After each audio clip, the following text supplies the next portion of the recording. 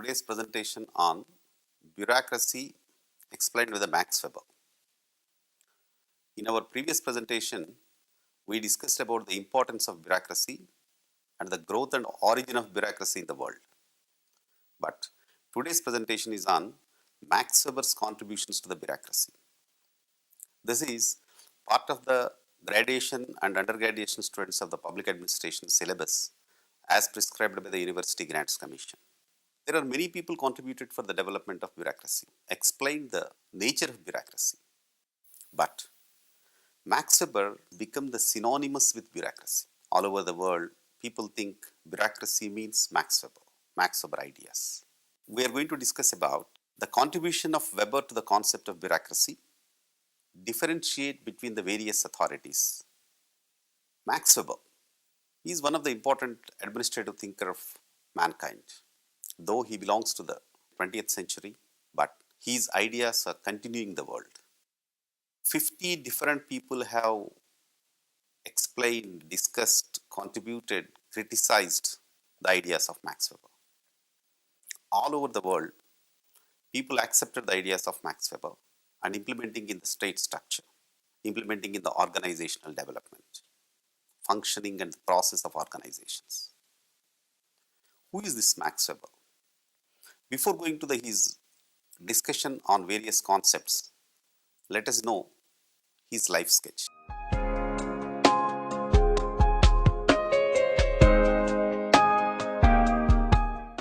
Maximilian Weber. He was known to the world as Max Weber, born in 1864 in Germany. He worked in the University of Heidelberg and the University of Berlin as an instructor of law, instructor of philosophy. Whole of his lifetime, he has remained an academic man and discussed the various areas of the Protestant ethics and the capitalistic development. He wrote a number of papers on law, society, political and economic factors prevalent at the time. Among all these, his contributions to bureaucracy was significant. So if you take about a galaxy of the social scientists in the world, you take these are the people of a galaxy, Max Weber occupies one of the important place. Like all the time we refer Plato, Aristotle.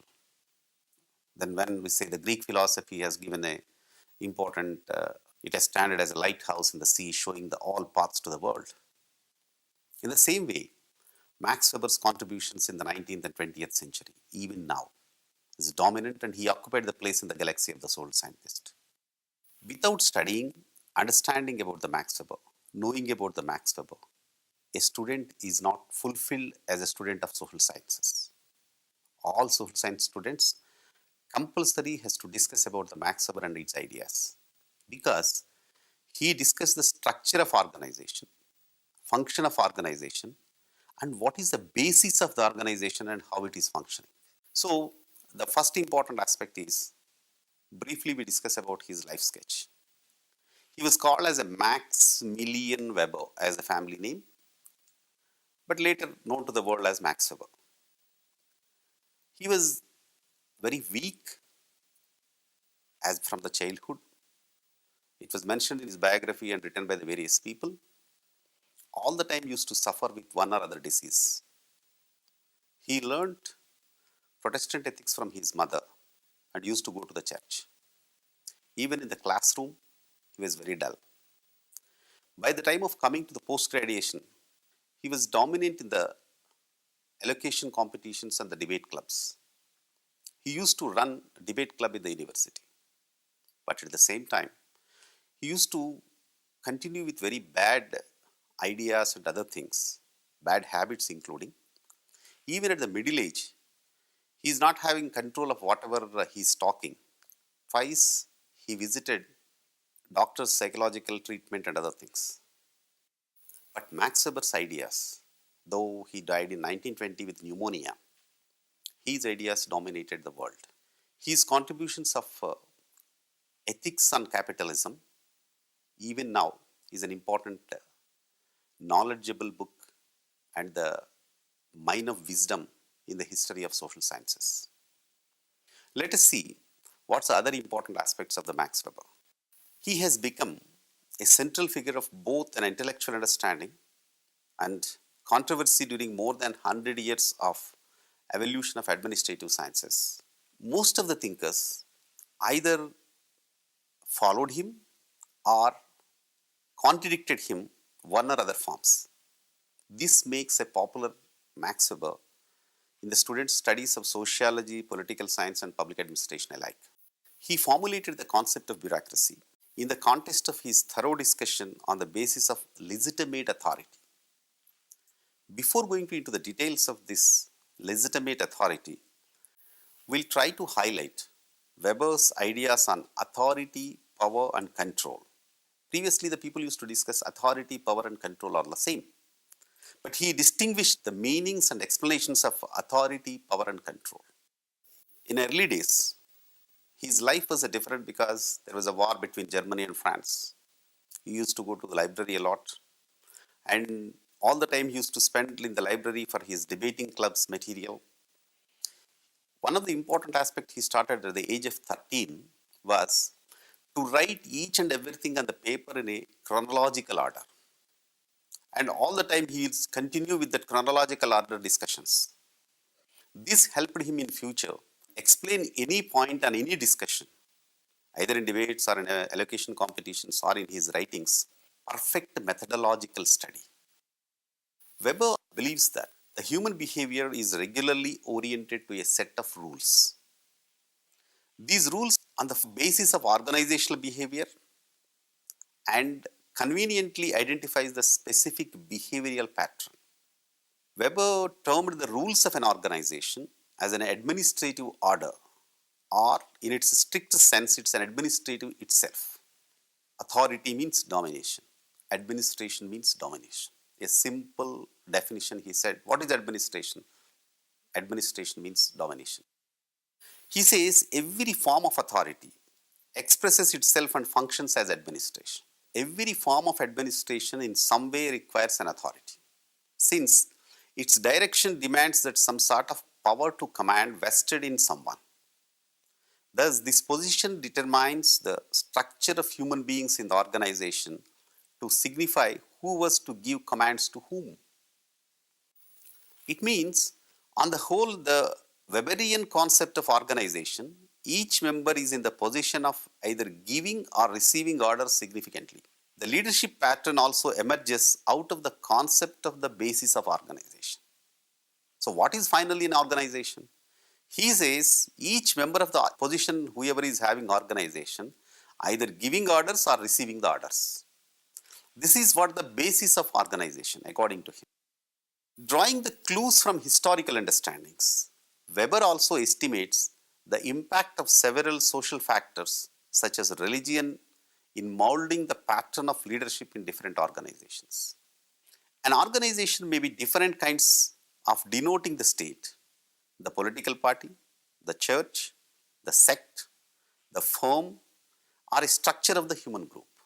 Further elaborating this, Weber says that it signifies an ordering of social relationships, the maintenance of which certain individuals took as their special task. The presence of a leader and usually also administrative staff was the defining characteristics of an organization. So, Weber says that there are going to be social relationships in organizations. A leader is going to be there and the followers are there all the time.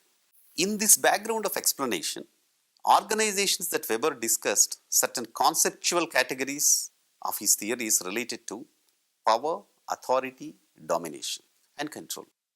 He also finds the origin and emergence of organizations in the context of power, authority, domination, and control. Significantly, his discussion on bureaucracy, again, all these concepts occupy a prominent place. So before entering into the bureaucracy, he has developed a different type of structure of authority and he distinguished them differently.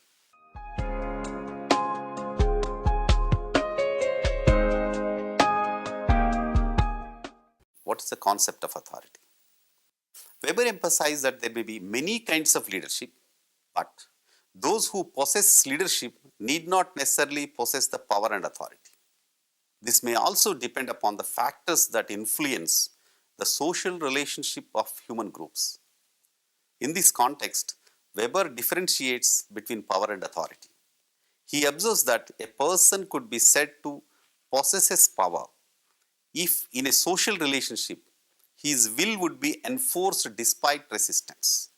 Weber defined power as the probability that one actor within a social relationships will be in a position to carry out his own will despite resistance.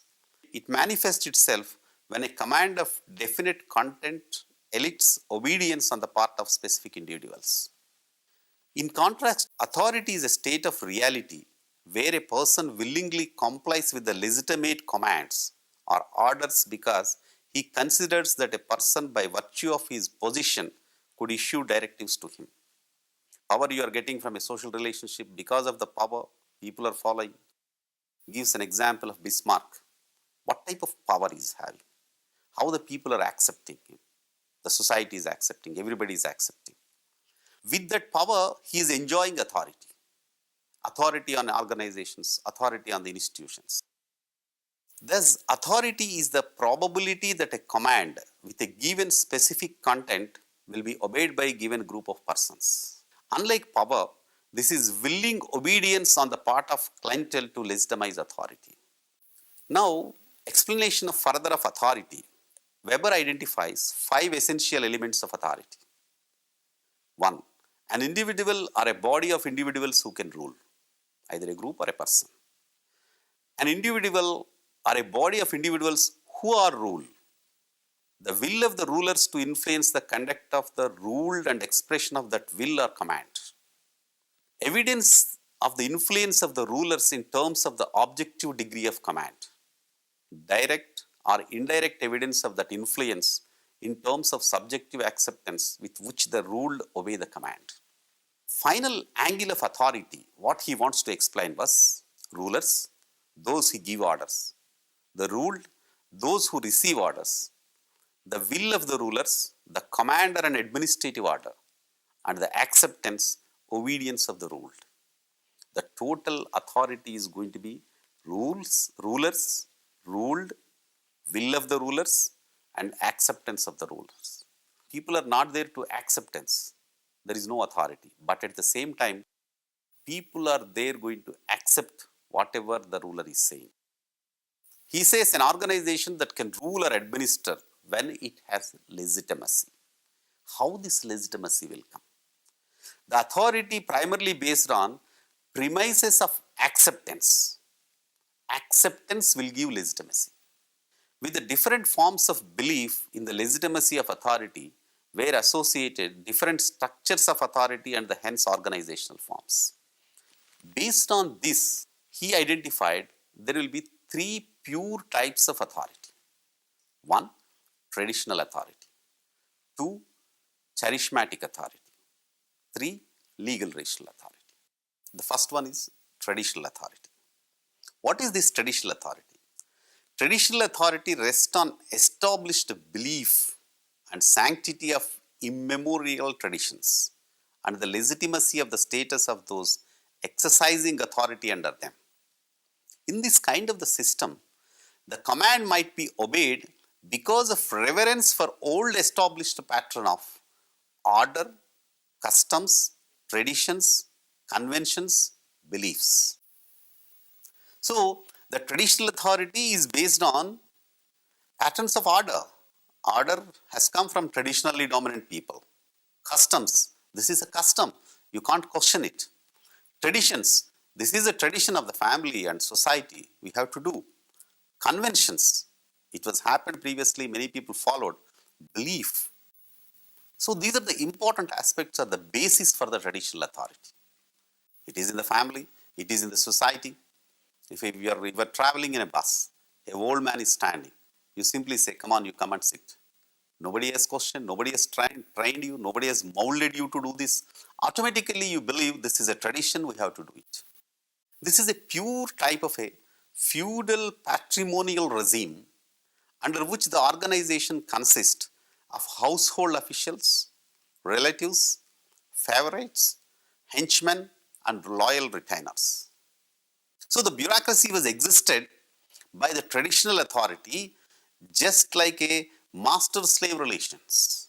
If master is saying, automatically somebody is going to accept it. This traditional authority also present an unstructured form with superior subordinate relations, dominating behavior while there is an absence of any rationality set norms of behavior. There is no structure, it's an unstructured form with superior and subordinate relations. His boss is saying, I am following. How? The absence of any rationality. There is nothing. Some emperor was there, for example. He simply says, no, we have to hang him. What is the rule? What is the justification? What is the judiciary? What is the court? How can we do? There is nothing. Hanging as order, it's finalized. The system retains its legitimacy as the customs, traditions, etc. are respected in the organization. So what's the legitimacy? Why the people are accepting that authority and power, and how that authority, the control is coming? The control is coming through the authority and is legitimized of customs, beliefs, traditions. So this was the first important authority existing in the organizations in all over the world, according to Max Weber. Second one, charismatic authority. Charismatic authority rests on the popular belief and this belief structure in which the leader survives on the devotion of his followers. The obedience in this case was justified because the person giving the order had some scared or altogether outstanding characteristics. The leader may be a prophet, a hero, or a demagogue, and claims legitimacy by virtue of his magical powers, or heroism, or other extraordinary qualities, rather than formal stipulations or prescribed norms or the dignity of one's position. Charisma is not a beauty. Charisma comes from his actions. So Max Weber says, we have to keep in the mind all the time. The charismatic authority is going to be like a prophet. People feel he's a prophet, he's a messiah, he's coming, he's a savior of our world. People follow it. A Swamiji is having some magical powers. People will go and follow him. A hero is a warrior, a Chengiz Khan, a Ranjit Singh. Nobody knows how are they. And they are not a beautiful people at all, by you say the structure of beauty or whatever it is. But they have a lot of charisma. How this charisma is going to come? Max Weber says, whenever the society is in the crisis, the existing social order fails, the people will follow these charismatic leaders. And the charisma will continue until only for some time. It is not going to for the lifetime. Hitler used to address about 20 million people in Berlin, in other places.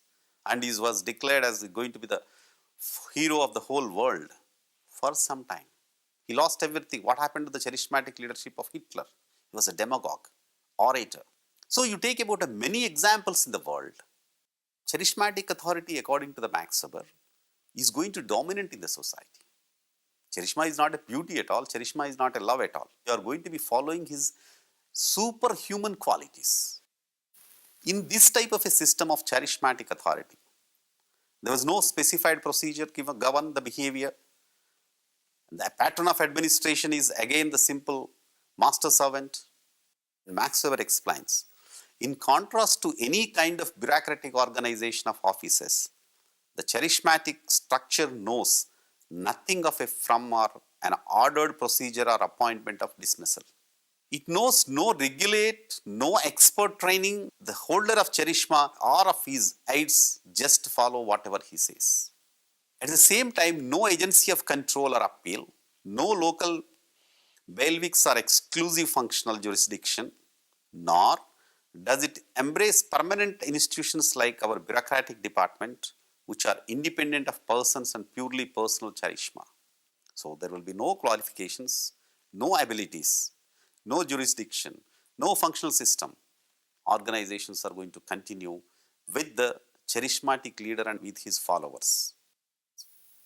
The followers continue as loyal as long as the leader of the charismatic leader chooses disciples on the basis of their loyalty instead of their retain his charisma. Any change in the pattern may cause the breakdown of the system. He gives another important aspect is legal rational authority. Legal authority, which Max Weber calls legal rational authority, rests on a belief in the legality of patterns of normative rules and rights of those elevated to authority under such rules to issue command. What is legal authority? The authority is getting a command or control power because of rules. That's why he mentioned it's a rational authority. The persons who receive orders obey only the law and not the person in a superior position whoever give the orders. The receiver are obliged to obey the order by the givers only in so far as they are acting in accordance with the duty and enacted by the laws. Thus the whole system of organization, including all those who occupy various positions from top to down, are also subjected to same principles that govern the organizational behavior. Weber explains 5 related beliefs on which legal authority depends. In brief, the legal code can be established. This can claim obedience from members of the organization.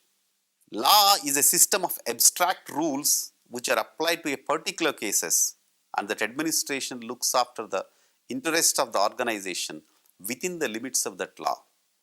The man exercising authority obeys this impersonal order, that only the person as a member of the organization obeys the law.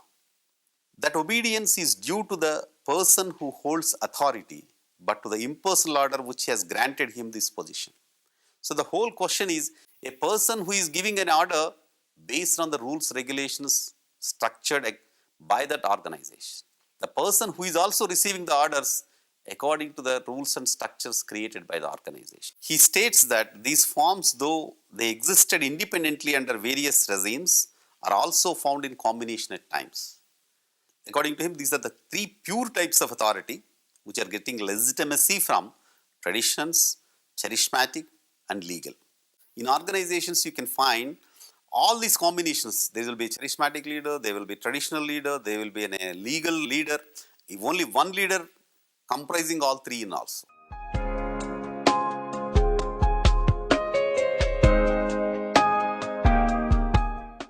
Weber maintains that one type of authority tends to acquire these characteristics of the other, resulting in modifications in the structures and behavior.